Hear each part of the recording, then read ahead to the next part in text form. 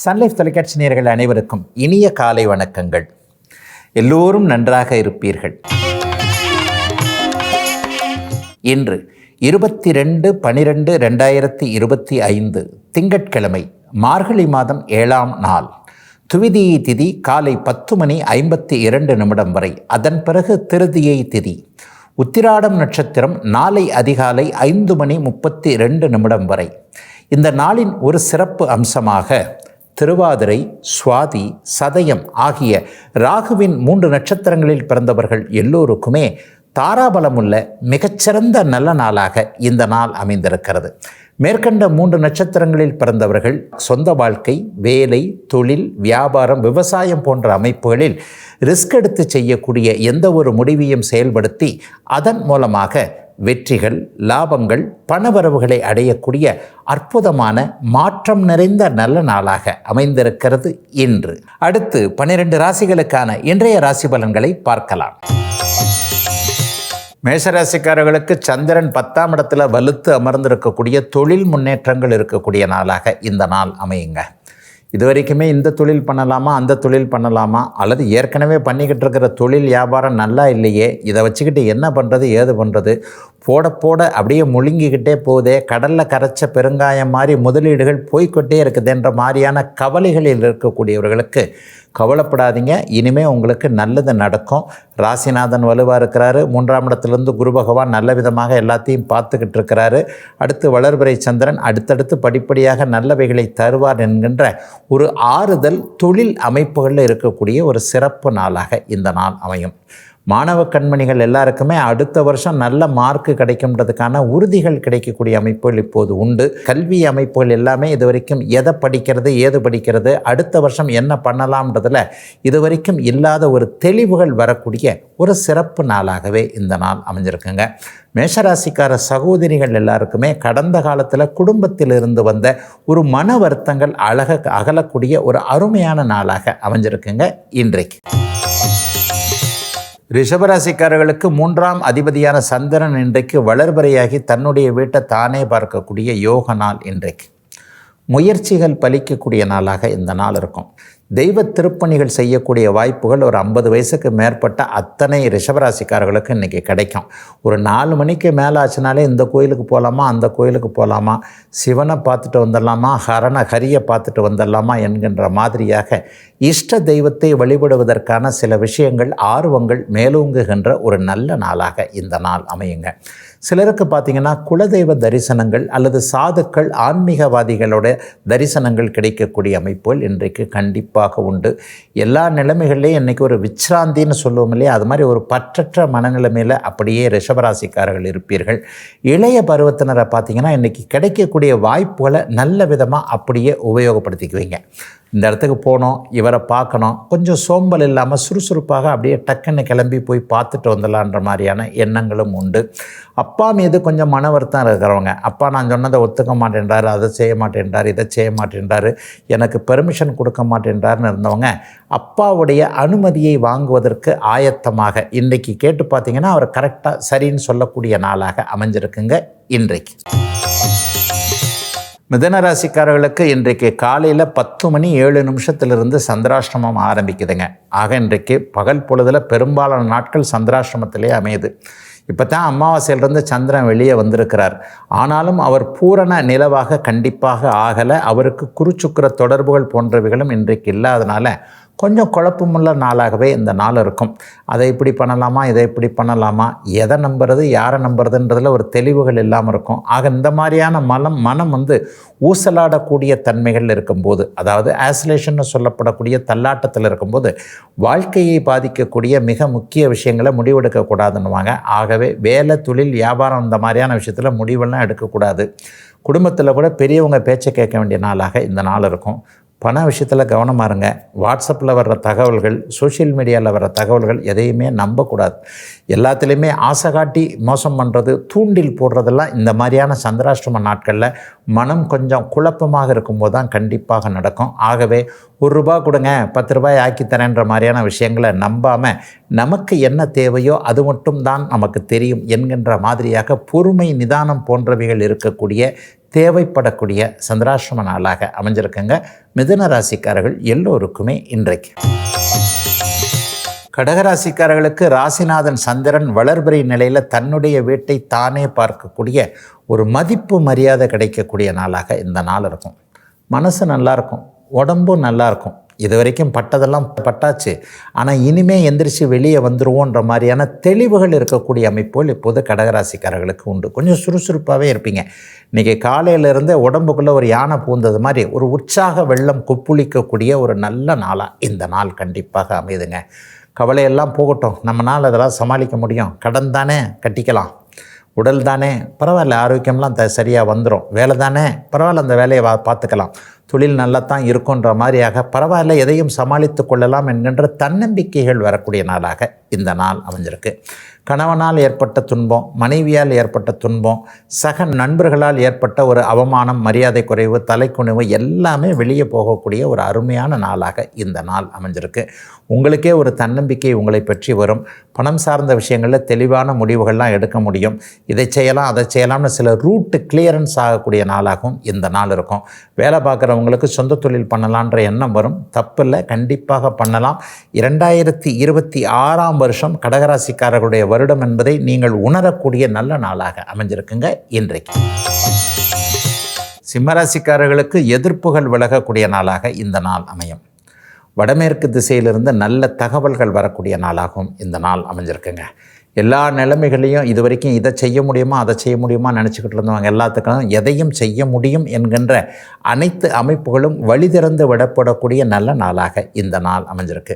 ஆரோக்கிய குறைவுகள் ஒரு 50-60 வயசுக்கு மேற்பட்ட இருக்கக்கூடிய சிம்மராசிக்காரர்களுக்கு உடல் நலம் நன்றாக இருக்கக்கூடிய நல்ல மருத்துவர் அடையாளம் காட்டப்படக்கூடிய நல்ல மருத்துவ முறைகள், ஆயுர்வேதம் பார்க்கலாமா, சித்தா பார்க்கலாமா, அலோபதி பார்க்கலாமா, அல்லது இப்போது பார்த்துக்கிட்டு இருக்கிற இதே முறையிலேயே போகலாமான்ற மாதிரியாக இந்த அங்கே ஒரு டாக்டர் இருக்கிறாருங்க, இங்கே ஒரு டாக்டர் இருக்கிறாருங்க, இந்த ஊரில் ஒரு மெத்தட் இருக்குதுங்க, அதை டக்குன்னு பிடிச்சிக்கிட்டா ஹெல்த் இஷ்யூஸ் போயிடுதுங்கன்ற மாதிரியாக உங்களுடைய உடம்புக்கு எந்த மருத்துவ முறை தேவையோ அதை அடையாளப்படுத்துகின்ற ஒரு நல்ல நாளாக இந்த நாள் சிம்மராசிக்காரர்கள் எல்லோருக்குமே அமைஞ்சிருக்குங்க.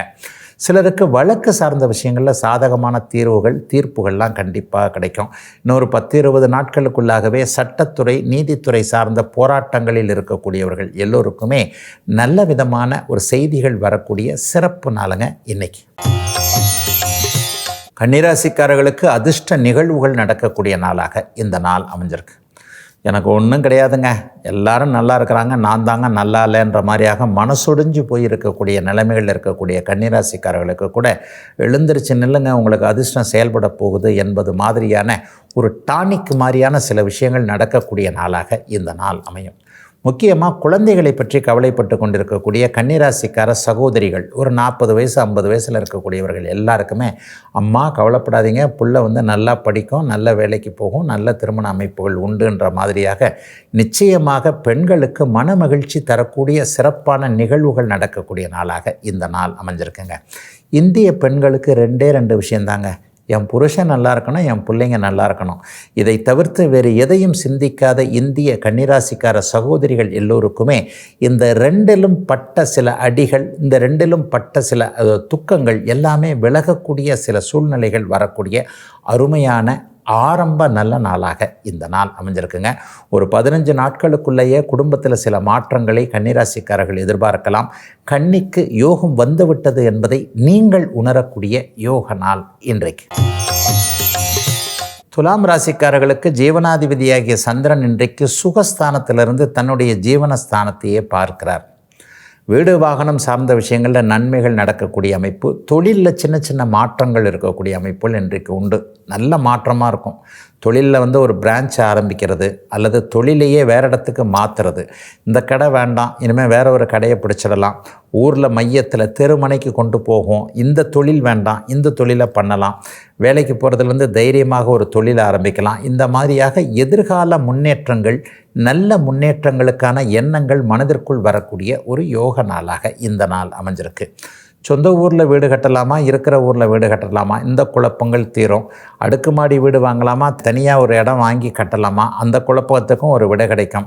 யாரை நம்புறது, எதை நம்புறது என்கின்ற மாதிரியாக இவரை பார்க்கலாமா, இவர்கிட்ட பேசலாமான்ற நிலைமையில் இருந்தவர்கள் எல்லாருக்குமே அப்படியே நம்முடைய மனசை நம்ம நம்பினாலே, நம்முடைய செயல் திறமையை நம்ம நம்பினாலே நல்லவைகள் நடக்கும் என்கின்ற ஒரு உற்சாக அமைப்புகள் உருவாகக்கூடிய ஒரு புத்துணர்ச்சியான நாளாக அமைஞ்சிருக்குங்க. சுகஸ்தானத்தில் சந்திரன் இருக்கக்கூடிய நாளான இன்றைக்கு. விருச்சிகராசிக்காரர்களுக்கு இன்றைக்கு தைரியம் வரக்கூடிய சம்பவங்கள் நடக்கக்கூடிய நாளாக இந்த நாள் இருக்குது. 3ஆம் இடத்துல இன்றைக்கி சந்திரன் வலுவாக இருக்கிறார், வளர்பிறை அமைப்பில் இருக்கிறார். ராசிநாதன் இன்றைக்கி குருவின் பார்வையில் இருக்கிறனால எடுத்தேன் பார் இன்றைக்கி அப்படின்ற மாதிரியாக ஒரு செலக்டாக ஒரு தைரியமாக ஒரு முடிவு எடுப்பீங்க. இது வரைக்கும் இப்படி செய்யலாமா அப்படி செய்யலாமான்னு பயந்துக்கிட்டு இருந்தவங்களுக்கெல்லாம் புதுசாக வீரம் வரக்கூடிய நாளாக இந்த நாள் இருக்குது. நான் ஒன்றும் தப்பு பண்ணலையே, நான் ஏன் பயப்படணும் அப்படின்ற வார்த்தை இன்றைக்கி எப்படியும் ஒரு தடவையாவது ஏதாவது ஒரு வகையில் விருச்சிகராசிக்காரர்கள் சொல்லிடுவீங்க. அந்த மாதிரியாக எதிலும் ஒரு தெளிவுகள் இருக்கக்கூடிய அமைப்புகள் இன்றைக்கு உண்டு.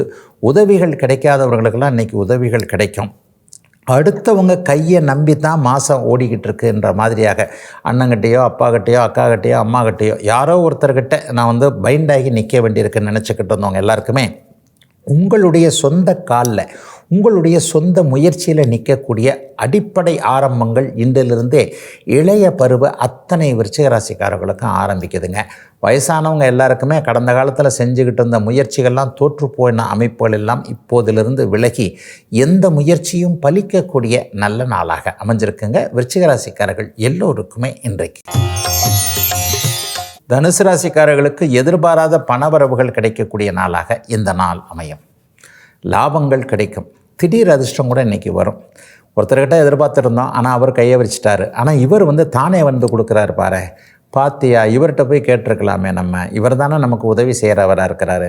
நண்பர் செய்யலை, ஆனால் நண்பராக நினைக்கவே இல்லை, இவர் சும்மா யாரோ வர்றாரு போகிறாருன்னு நினச்சோம். அவர் நம்முடைய கஷ்டத்தை அறிஞ்சு கொடுக்குறாரு பாரியான்ட்டு ஒருத்தர் மேலே வச்சுருந்த ஒரு அபிப்பிராயம் மாறுற மாதிரியும் இன்னொருத்தர் பேரில் வச்சுருந்த அபிப்பிராயம் வேறு மாதிரியும் இருக்கக்கூடிய ஒரு சுபமான நல்ல நாளாக இந்த நாள் அமைஞ்சிருக்குங்க. குடும்பத்தில் கூட கணவன் மனைவிக்கிடையே இருந்து வந்த முட்டல் மோதல் எல்லாமே அப்படியே விலகக்கூடிய அமைப்புகள் கண்டிப்பாக உண்டு. பிரிஞ்சிடலாமான்ற எண்ணத்தில் இருந்தவங்களுக்கு பிரிய வேண்டாம், இன்னும் கொஞ்ச நாள் நீடிக்கலாம்ன்ற மனமாற்றங்கள் கண்டிப்பாக வரும். அதை விட முக்கியமாக ஃபஸ்ட்டு மேரேஜ் ஒரு மாதிரி டிஸ்டர்ப் ஆகி போச்சுங்க. நானும் கொஞ்சம் தப்பு பண்ணேன், அந்த பக்கத்துலும் கொஞ்சம் தப்பு பண்ணாங்க, விடாப்படியாக நின்று கோர்ட்டுக்கு போய் டைவர்ஸ் ஆகிப்போச்சு. செகண்ட் மேரேஜாவது நல்லா இருக்குங்களா, அதாவது கடவுள் எனக்கு நல்ல விதமாக கொடுப்பாரா, பயமாக இருக்குதுங்க. இதுவும் இல்லைன்னா என்னங்க பண்ணுறதுன்ற மாதிரியாக வாழ்க்கை எதிர்காலம் துணை அமைப்புகளில் கொஞ்சம் குழப்பத்தை அடைந்திருக்கக்கூடிய தனுசு ராசிக்காரர்களுக்கு நல்லா இருப்பீங்க, எதுவும் கெடாது, நல்லது நடக்கும் என்கின்ற நம்பிக்கை வரக்கூடிய நல்ல நாளுங்க இன்றைக்கி. மகர ராசிக்காரர்களுக்கு வளர்பிறை சந்திரன் ராசியிலிருந்து 7ஆம் இடத்தை பார்க்கக்கூடிய யோக நாள் இன்றைக்கு. கூட்டு முயற்சிகள் பலனளிக்கக்கூடிய நல்ல நாளாக இந்த நாள் இருக்கும். இளைய பருவத்தினருக்கு இன்றைக்கி காதல் வரும். நட்புகள் காதலாக மாறக்கூடிய நாளாக இன்றைக்கும் நாளைக்கும் இந்த அமைப்பு பெரும்பாலான மகர ராசிக்கார இளைய பருவத்தினருக்கு கண்டிப்பாக நடக்கும். ஒருத்தர்கிட்ட காதலை சொல்வதற்கு தைரியம் இல்லாதவர்களுக்கு இன்றைக்கு அந்த ப்ரொப்போசல்னு சொல்லுவோம் இல்லையா, ஒரு நேர்மையான முறையில் உங்களை எனக்கு பிடிச்சிருக்குதுங்க, என்னுடைய தகுதி இதுங்க, உங்களுக்கு என்ன பிடிச்சிருந்ததுன்னா சொல்லுங்கன்ற மாதிரி நமக்குள்ளேயே ஒரு ப்ரொப்போஸ் பண்ணிக்குவோம் இல்லையா, அந்த மாதிரியான ப்ரொப்போசல் எதிர்பாலினத்தவரின் மீது ஈர்ப்புகள் ஏற்பட்டு அதை நேர்மையான முறையில் சரியான விதத்தில் மற்றவருக்கு விருப்பத்தை தெரிவித்து அந்த விருப்பத்திற்கு சம்மதம் வாங்கக்கூடிய நாட்களாக இன்றைக்கும் நாளைக்கும் அமைந்திருக்குதுங்க. மகர ராசிக்கார இளைய பருவத்தினர் எல்லோருக்குமே எல்லாருக்குமே இன்றைக்கு எதிர்காலம் பற்றிய ஆர்வமும் இருக்கும். யாரை கல்யாணம் பண்ணிக்குவோம், எந்த துறையில் போவோம், எப்படி இருப்போம்ட்டு லட்சியங்கள் உருவாகக்கூடிய நாளாகவும் இந்த நாள் இருக்கும். உங்களுக்கு மற்றவர்களால் மதிப்பு அமைப்புகள்லாம் ஏற்படும். அதாவது இவர் இந்த மாதிரி செஞ்சுட்டாரே, பரவாயில்லையே, சின்ன பையனாக இருக்கிறாரே, சின்ன பாப்பாவாக இருக்கே, ஆனால் இதெல்லாம் செய்கிறாங்களே, எப்படி தான் கம்ப்யூட்டரில் இப்படிலாம் புகுந்து விளையாடுறாங்களோ, எப்படி தான் சோஷியல் மீடியாவில் இப்படிலாம் பண்ணுறாங்களோ என்கின்ற மாதிரியாக உங்களுடைய திறமை மீது மற்றவர்கள் ஆச்சரியப்படக்கூடிய நல்ல நாளுங்க இன்னைக்கு. கும்பராசிக்காரர்களுக்கு செலவுகள் வரக்கூடிய நாளாக இந்த நாள் அமைஞ்சிருக்கு. ஆனாலும் நல்ல வேலையாக சுப செலவுகள் தான் வரும். சந்திரன் இப்போ தேய்விரையாக இல்லாமல் வளர்விரையாக தான் இருக்கிறார். அமாவாசையிலிருந்து வெளியே வந்துட்டார். 6ஆம் இடத்துல கூட வேறு எந்த விதமான சுப கிரகங்களும் இல்லை. குரு பகவான் கூட இப்போ 5ஆம் இடத்துலேருந்து உங்களுடைய ராசியை பார்க்கிறார். சுப செலவுகள்னால் வீட்டுக்கு என்ன பொருள் வாங்குறது, ஒரு மாதம் 2 மாதமாக எதை வாங்கி கொடுக்க முடியாமல் இருந்தீங்களோ அதெல்லாம் அப்படியே வாங்கி கொடுக்குற அளவுக்கு வருமானம் வர்றது. காசு வந்தால் தானே செலவு பண்ணுறதுக்கு. ரோட்டில் இருக்கிறத அடுத்தவங்க பாக்கெட்டில் இருக்கிறத காசையாக தூக்கி போய் நம்ம செலவு பண்ண முடியும். நம்ம பாக்கெட்டுக்குள்ளே தானாக வந்து காசு உட்காரணும் இல்லை. அப்போ அந்த காசு வரக்கூடிய அமைப்புகளும் இன்றைக்கு உண்டு. சிலருக்கு பயணங்களின் மூலமாக நன்மைகள் இருக்கும். அவரவருடைய பிறந்த ஜாதக அமைப்பிற்கு ஏற்றாற் போல் 10 கிலோமீட்டர்லேருந்து 1000 கிலோமீட்டர் வரைக்கும் டக்குன்னு ஒரு இடத்துக்கு கிளம்பி போனால் இன்னார பார்த்தேன் காரியம் முடிஞ்சது என்கின்ற மாதிரியாக பயண நன்மைகள். சிலருக்கு பயணங்களின் மூலமாக வேலை தொழில் மாற்றங்கள், அதற்கான உதவிகள் கிடைக்கக்கூடிய அமைப்பு, பட்டம் பதவி போன்ற அமைப்புகள்லாம் கொஞ்சம் செழிப்பாக இந்த வாரத்திலே கிடைக்கக்கூடிய அமைப்புகள் என யாராவது ஒருவருடைய அறிமுகம் பயணத்தின் மூலமாக கிடைத்து அதிலிருந்து வாழ்க்கை திருப்பு முனையாக மாறக்கூடிய ஒரு சிறப்பு நாளாகவே இந்த நாள் அமைஞ்சிருக்குங்க. கும்பத்திற்கு கஷ்டங்கள் தீர்ந்துவிட்ட நல்ல நாள் இன்றைக்கு. மீனராசிக்காரர்களுக்கு பஞ்சமாதிபதி இன்றைக்கு 11ஆம் இடத்திலிருந்து தன்னுடைய 5ஆம் வீட்டையே பார்க்குறார். பிள்ளைகள் நல்லா இருக்கும்.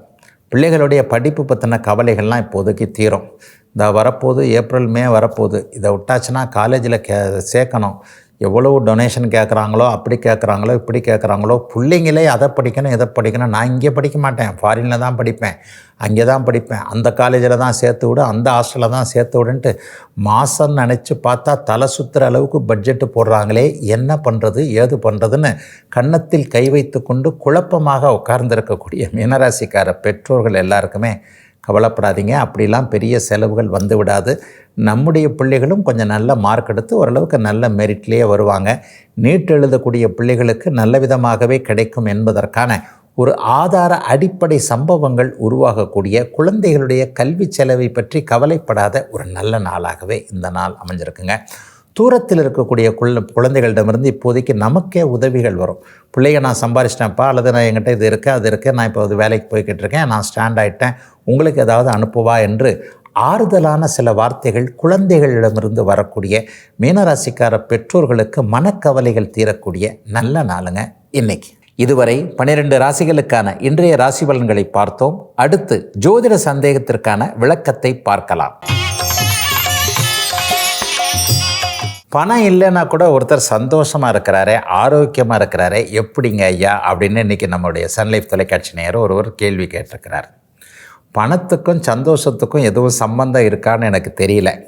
நம்ம தான் சில நேரங்களில் நினச்சிக்கிட்டு இருக்கிறோம், பணக்காரங்களாக இருப்பவங்கெல்லாம் ரொம்ப சந்தோஷமாக இருக்கிறாங்க, காலையில் இருந்து எந்திரிச்சதுலேருந்து ராத்திரி தூங்க போகிற வரைக்கும் பணக்காரர்கள்லாம் பெரிய அளவில் சந்தோஷமாக இருக்கிறாங்கன்னு நம்ம நினச்சிக்கிட்டு இருக்கிறோம்னா, அந்த பணக்காரர்களுக்கு பக்கத்தில் போய் பார்க்கும் பொழுது தான் அவங்களுடைய பதற்றமும் பரிதவிப்பும் கண்டிப்பாக தெரியும்.